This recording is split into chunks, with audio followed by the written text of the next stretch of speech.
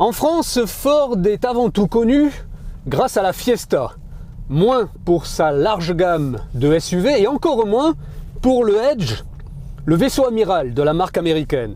Un SUV apparu en 2016 qui a droit à son premier restylage avec de nombreux changements plus ou moins importants. Les premiers sont esthétiques à l'avant, nouvelle calandre, bouclier, phare à l'arrière, les feux changent également. À l'intérieur, c'est beaucoup plus discret.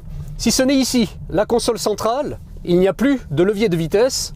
À la place, cette grosse molette où il suffit de la tourner, donc c'est très pratique pour sélectionner le mode que l'on choisit, donc drive, point mort, marche arrière ou position de parking. Avec au-dessus le petit bouton pour passer en mode sport où il suffit d'appuyer dessus. Le Edge est uniquement disponible en boîte auto avec sous le capot à l'avant un 2 litres diesel qui passe de 220 à 238 chevaux. C'est l'unique offre moteur disponible.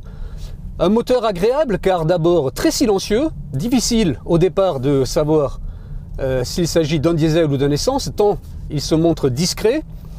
C'est d'ailleurs une caractéristique sur la voiture, elle est très confortable, très bien sonorisée, on est très bien assis avec de grandes amplitudes de réglage sur le volant pour ajuster sa position de conduite au millimètre.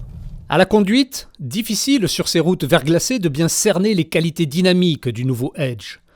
Une pression franche sur la pédale d'accélérateur se traduit par des pertes de motricité immédiatement corrigées par l'électronique. Mais ce SUV se montre prévenant dans ses réactions. Il est rassurant malgré ses caractéristiques hors normes. Les 238 chevaux ne sont pas de trop pour déplacer cette lourde voiture de plus de 2 tonnes 100. La direction douce, pas trop assistée, est agréable.